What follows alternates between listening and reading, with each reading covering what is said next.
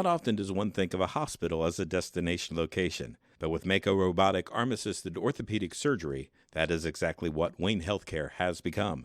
Mako robotic arm-assisted surgical technology has proven successful patient outcomes, increased accuracy, and precision. With this technology, Wayne Healthcare is committed to being the first choice destination for orthopedic surgery in the region. To learn more, visit waynehealthcare.org/robotics.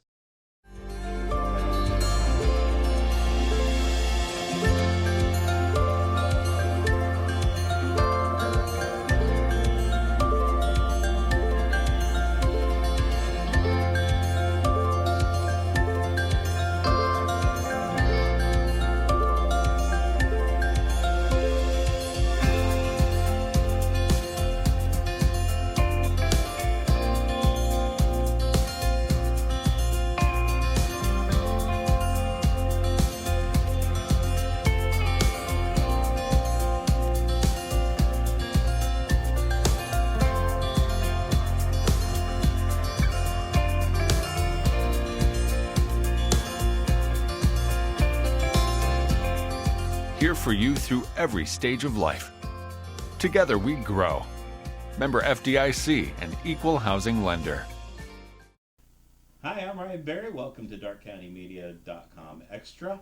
And of course, this is a weekly program where we highlight some of the positives that are taking place around Darke County. And one of those is the Grace Resurrection Community Center. And today we have Chance Cox and Kurt Garrison, who are on the board, I believe, for Grace Resurrection Community Center. Going to talk a little bit about that program and some of their needs. So welcome to the program. And Grace Resurrection Community Center, it's been around for a little while now. Why was it started? What's its mission? Why have Grace Resurrection Community Center in Greenville, Darke County? The mission of the Grace Resurrection Community Center is modeled after Matthew 25, where Christ says we're going to feed the hungry, Right. Clothe the naked, and that's what the mission of Grace Resurrection Center is to do for the folks of Darke County. We took up residence on Water Street in 2011. This organization actually started as a soup kitchen, serving a meal once a month. And then when we were able to move into our current building at the corner of Boston and Water, we were able to expand the soup kitchen to 4 days a week. So we're doing the soup kitchen Monday through Thursday every week. So who was in the beginning? How it started with the pantry or the soup kitchen, but how did it really get going? And I guess what years do we have on how everything really got going on this? So it was a little bit before my time being involved, but my understanding was it started again, as Kurt just indicated, as a soup kitchen, I think around 1999 at St. Paul's Lutheran Church, and it was pretty, I think, informal, not organized necessarily, although I'm sure the volunteers, had Right. it pretty organized on the operation, but and then it switched. I think it got officially incorporated in 2009. And it is a 501c3, Ohio nonprofit. And so, I guess it really became official and moved to its new location in 2009, 2011. And after after it became incorporated, I guess it kind of expanded from there. Let's talk about some of the programs that Grace Resurrection Community Center offers. First, let's start with the soup kitchen that we've already mentioned. The soup kitchen. What is it? How often does it happen? Who mans it? Let's start there.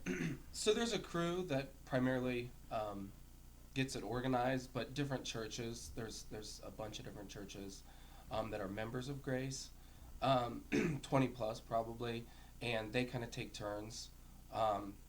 And the soup kitchen is Monday through Thursday, so Friday, there's nothing, but meals are served 11 to 12. Of course, there's a lot of prep, so they're there hours Right. leading up. And the volunteers primarily whip up the food and come up with the food. So it's all pretty much volunteers. It's open to the general public. So in terms of, who does this program serve, it's really everybody. There's no qualifications or anything like that. And I think the last count, it ebbs and flows, but usually I think there's 300 people served per week. Wow. I think and it's sometimes more, it's sometimes less. I would say that probably this time of year it's probably more, with the cold. We could have anywhere from 50 to 80 folks a day. There's approximately 22 member churches, and we're serving that lunch anywhere from 16 to 18 days a month. And those folks come in, and we open the church up at 10 a.m. So anyone can start arriving approximately 10 a.m. to eat. We have about an hour of fellowship, and then at 11 o'clock the meal's served. By 12 o'clock we're trying to wrap things up, get things cleaned up so the volunteers can get out of there. As we always have the question, well, how can I come and serve at the food bank or at the soup kitchen? We definitely never want to turn away a volunteer. Right. However, the folks that run the soup kitchen really have this down. So with 22 member churches and only serving lunch anywhere from 16 to 20 days a month, there's not a whole lot of opportunity to come and serve during this soup kitchen. However, we have other ways that we can do that. So or get involved with the churches that are part of it. Exactly right. But so the soup kitchen, it amazes me. I did not know that it was that many people per week, but that's incredible. But another one that you have is either food pantry, food bank, whatever you want to call it. But that one is eligibility requirements there for that one. Talk about the food pantry and what it does. Sure. So the food pantry, and looking at those eligibility requirements, first and foremost, you have to be a Darke County resident. So that you when you come to the food pantry, you have to sign a paper, put your name down, and then you have to provide proof of address. And what we're looking for is proof of address is a utility bill or some kind of bill that was delivered to your home address, has your name on it. If you supply that and then also fall in or within the requirements, income requirements, then our organization will be able to serve you. This is another one of those programs that is just unbelievable, from the fact that Grace Resurrection Community Center has partnered with a state organization called Shared Harvest. Now, Shared Harvest is the state organization that coordinates with all grocery stores, large box stores like your Walmarts, your restaurants, that coordinates extra food that these places, perishables that they're needing to get rid of, that they can't move, canned goods that are needing to be moved. It all is coordinated through this Shared Harvest. Now, it doesn't go from Greenville to, say, a place in Columbus and then back to Greenville. Shared Harvest coordinates all this, and folks from Grace Resurrection has to go out into the community to our Krogers, to our Walmarts, to our fast food chains, and we pick up the food and we bring that back to Grace. Now, within Grace, we have several refrigerators, freezers. Our cupboards are full at this point due to all of those donations. And then with that, we receive approximately anywhere from 7,000 to 8,000 pounds of food per month. So that could be canned goods, that could be frozen meats, produce, perishables, breads. So we have all of that available. And when a participant, when they come to us, either on Monday or Thursday evenings between 6 and 8 o'clock, we will be able to provide them anywhere from 3 to 5 days worth of food for their family, based upon how many family members they have. Wow. And so this one, obviously it's separate from the other food banks in town, Castine, Correct. Fish, all those. Correct. Grace is separate from those. What are your requirements then? Can they come every week, every couple of days? You can receive food, I believe, twice a month. Twice a month. Twice a month. Okay. So, and that is open again on what days and from Mondays what time? and Thursdays, 6 to 8 o'clock. Mondays and Thursdays. And this is one of the ways, if someone wants to get involved at Grace, this is an area where we need the most help. On those evenings, Monday and Thursday, just to help folks carry their goods, carry them out to the car, help pack bag. We have bags that are pre-packed, so if someone comes in, we can just hand them a grocery sack full of food. The other item that we need help as I mentioned, we have to go around to all of the Right. member agencies and pick those items Right. up and get them back. And then again, I said 8,000 pounds of food. Well, somebody has to unload that truck. So Yeah. that truck, those are just ways, and we could coordinate that. If somebody had some extra time during the day, we would love to have them come and serve. One of the newer programs that the Grace Resurrection has picked up on, and it's through the schools, I believe, is the backpack program. Um, it's been going on for a few years now, but talk about the backpack program and what it does and what it's designed to do. Yes, so as you already alluded, the schools primarily administer this program. It serves kindergarten through fourth grade, I believe, and there is a qualification. Much like the food pantry, Right. you have to qualify. The schools handle all that, so I'm not really sure about all the specifics. But it's Darke County wide. It's not just Greenville. I think by last count, it was about an average of 600 kids a week, I think, are being served. And what they do, and this is also through Shared Harvest, I believe. They deliver. I think Greenville's comes to the schools, but the other schools actually go to the fairground. And then there's a lot of volunteers, which we wouldn't be anything without our volunteers. On the soup kitchen, Right. food pantry, and the backpack program. But so the supplies come to the fairgrounds, and then they're divvied out. And this is a program that is pretty well known, and it gets a lot of backing, obviously. And we have a gala every 2 years, and there's a backpack committee that helps raise funds for this, and that's primarily how the program's funded. And I think they just announced the gala will be coming up on April 3rd, 2019. 2020. Or 2020 already. So that's a program that's, of the 4 programs that we primarily do, that's one that obviously doesn't happen at our site, Right. but it's facilitated through us primarily because of our relationship with Shared Harvest. As Kurt, I think they're USDA authorized, and that's how we get a lot of the supplies. So Right. it's food for primarily kids in need, maybe Right. that don't have. And food so this pantry. goes with them, say, on Fridays or whenever, so that they have food over the weekend. If I'm Right. That's They- primary. I don't think it's limited to that, but I think that's Yeah, usually how they it works they out. get anywhere from a day or two's worth of food. It ranges in dollar value anywhere from $5 to $10 worth of food. So you're talking some canned goods, some pasta, things like that fit into a small bag. Grace Resurrection, the partnership that we have with Shared Harvest is just phenomenal. So with the backpack program, the reason we have the gala is because we have to pay Shared Harvest for the food that goes into the backpack program. A lot of that large number that I gave you, that 8,000 pounds of food that comes to Greenville every month, Right. a majority of that is free. And so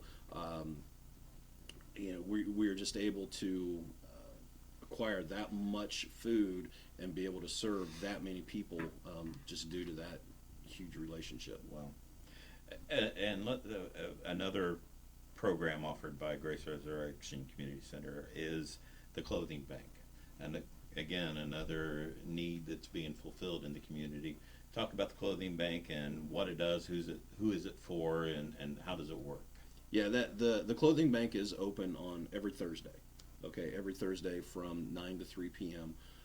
There's somebody out into the main sanctuary of the old church section that is there to welcome people in. They're able to come in and go through the garments, and if they're able to pick out various items. I believe they can't just come in and take a whole lot of stuff, but it is limited.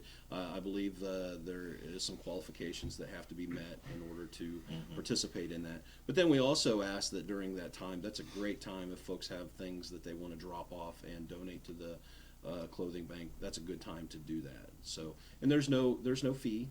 Folks again can come in and get what they need, and we would ask that right now this time of year, mittens, coats, those are always needed this time of year, and then clean unopened undergarments.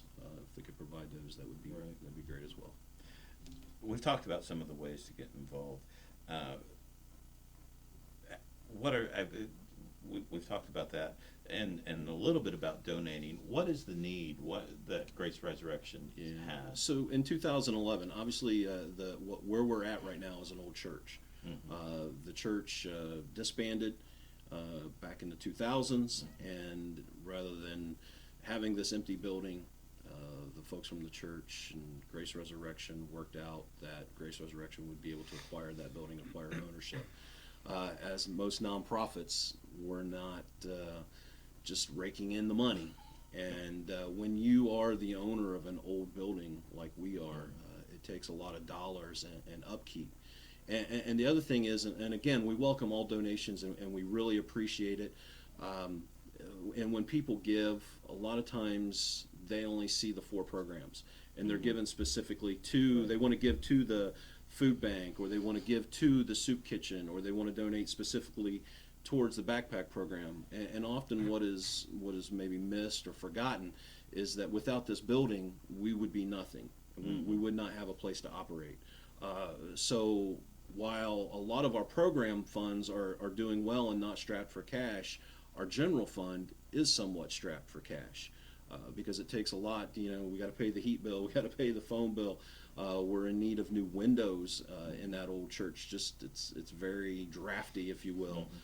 If you drive by there, and this is one of the things I wanted to give a plug for. If you drive by there, you'll see that the church is in desperate need of painting. It's definitely an eyesore on that corner, but I would like to mention we have a group of business people in our county that are willing to step up, and hopefully in the spring of 2020 they're going to donate their time and labor and so in-kind materials to come out services paint. are something that you more than welcome. Absolutely. But you know, if they in this time of giving, you know, into the Christmas season and then into the end of the year, if folks are looking to give to a nonprofit, would ask them to consider Grace Resurrection, and that they would maybe earmark their giving to the general fund, so that we can do some of those capital projects that we have planned, and which ultimately allows you to continue to serve the public. And Absolutely. in addition, just to piggyback what Kurt's saying, in addition to obviously donating, being a way to get involved, I know with the soup kitchen, you know, it's a pretty well-oiled machine at this point. Kurt already kind of talked a little bit about Food Pantry being a good way to get involved, both on the receiving end. You know, we go out, say, a certain time to the loading dock at Kroger and pick up the things. That's always something we can have help on. Donate or giving your time from 6 to 8 on Monday and Thursday. I think the reality is we're serving 8,000 pounds a month of food, which is crazy. But I think the reality is we have the potential to do more. And you know, with those capital improvements and you know, we're going to need new freezers, we're going to need new fridges. They're going out of date. So those are things that you know, would really be good to get donations on. And if we get more help and it kind of all comes together, I think that Food Pantry can even be bigger than what it is. Absolutely. And right now, you've had some changes over the course of the past year or so, and you need somebody to, from what I understand, you guys need somebody to head this all up. You're lacking an executive director right now.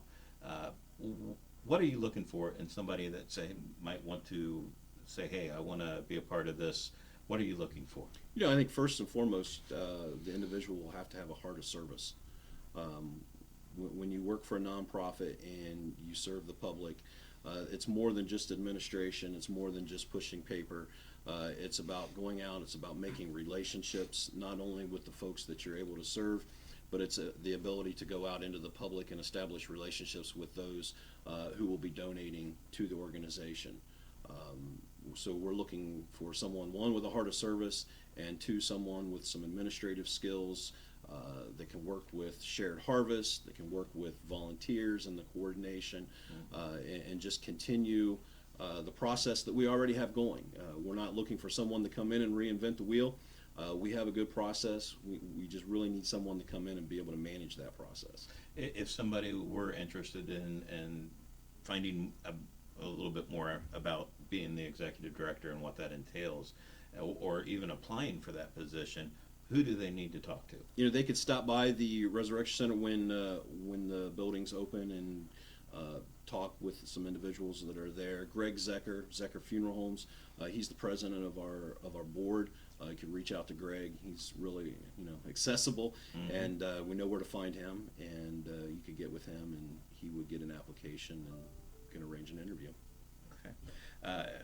Anything else that we've missed that you guys want? Actually, I don't know even know if we gave the address of where Grace Resurrection Community Center is. Yeah, it's on Water Street. The 433. exact address is 433. 433 East Water Street, corner of Boston and Water, East Water. Right, and I've gone by there before, and I've seen the lines of people, especially on the food pantry days,